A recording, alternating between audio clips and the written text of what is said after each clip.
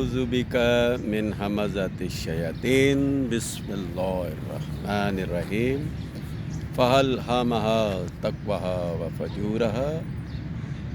ये आयत मुबारका जो मैंने आपके सामने पेश की है, ये है सूरह अश-शम्स आयत नंबर 8 यानी 91/8।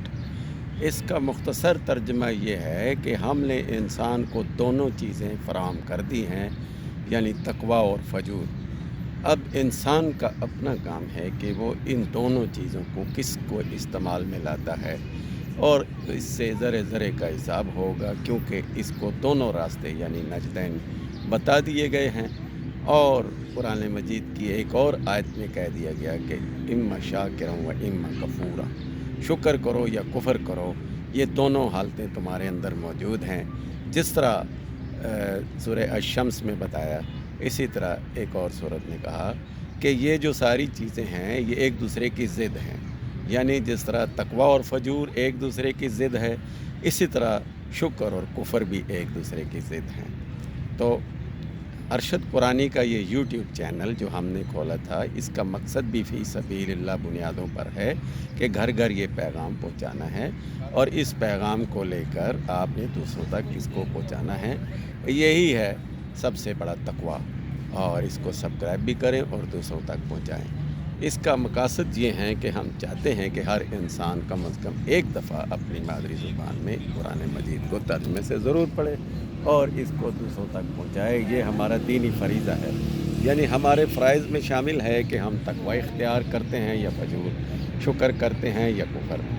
तो इसकी एक पिछली आयत में कह दिया गया है, जो आयत नंबर 7 है, कि अगर तुम तक़वा इख्तियार करोगे और फजूर को छोड़ दोगे तो हमने तो तुम्हें एक मुतवाज़न हैसियत में पैदा किया, यानी 2 आँख, 2 कान, 2 नाक और दिमाग और अक़ल, बेहतरीन इंसानी साख्त में पैदा किया। और बेहतरीन इंसानी साख्त का मतलब ये है कि आपने अच्छा काम करना है और बुराई से बचना है।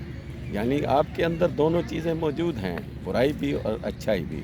और वो शख्स जिसने अपने नफ्स को पाक कर लिया बुराई से, वो कामयाब है और दुनिया और आखिरत में उसको कामयाबी मिलेगी। यानी ये अल-किताब की सूरत में जो हमें मिल गया है कुरान मजीद, ये हमें आयातिही व युज़क्किहिम व युअल्लिमुहुमुल किताब वल हिकमा, ये हिकमत की किताब है। इससे हम पाकीज़गी हासिल कर सकते हैं, यानी इस पर अमल करके। तो कुरान पेश करने का मकसद भी यही है कि इसको अपने ऊपर, अपने इख्तियार में शामिल करके तक़वा वाला रास्ता इख्तियार करना है और फजूर से बचना है। ये है हमारे इख्तियार में, हर हाल में हमने बुराई से बचना है। और ये इस अल किताब पर अमल करके इंसान मुज़क्की इंसान बन जाता है। तो चलते हैं अपने सब्जेक्ट में कि जब ये कहा गया कि शुक्र इम्मा शाकिरन व इम्मा कफूरा, तो शुक्र और कुफर दोनों हमारे पास हैं। हम चाहें तो शुक्र का रास्ता इख्तियार करें, हम चाहें तो कुफर का रास्ता इख्तियार करें, मगर हिसाब ज़रूर देना पड़ेगा। वल्लाहु सरीउल हिसाब, इंसान से अल्लाह ने ज़रे ज़रे का हिसाब लेना है। ये वक्त भी बड़ा कीमती है, और ये जो सलाहियतें अल्लाह ने हमें दी हैं, इनको ख़र्च करना शुक्र है। ये अल्लाह ने हमें जो माली वसाइल, इखलाकी वसाइल, किरदारी और इक़्तिदार के जो वसाइल दिए हैं, तालीमी वसाइल, ये दूसरों तक पहुँचाना शुक्र है। और अगर हमने ऐसा ना किया तो कुरान के मुताबिक यकीनन हमने कुफर किया। तो अल्लाह ने हर हाल में कुफर से बाज रहने का और शुक्र पर अमल करने का तरीका सिखाया।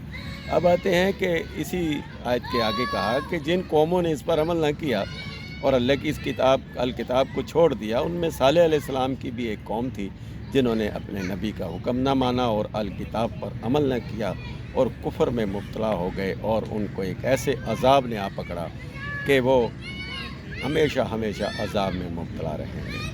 अब एक और दूसरी कौम थी जो कौम समूद, दुनिया में बड़ी ताकतवर कौम थी। इन ताकतवर कौमों का ज़िक्र इसलिए किया जाता है कि हम इससे सबक हासिल करें कि जो उनके पास वसाइल थे वो हमारे पास नहीं है। इसके बावजूद जब वो पकड़े गए, शुक्र ना किया और कुफर किया, तक़वा इख्तियार ना किया और फजूर वाला रास्ता इख्तियार किया, यानी सरकशी का रास्ता इख्तियार किया, तो वो तबाह व बर्बाद हो गए। तो हमने अगर इस तबाही और बर्बादी से बचना है तो हमें अल्लाह की इस किताब पर अमल करना होगा।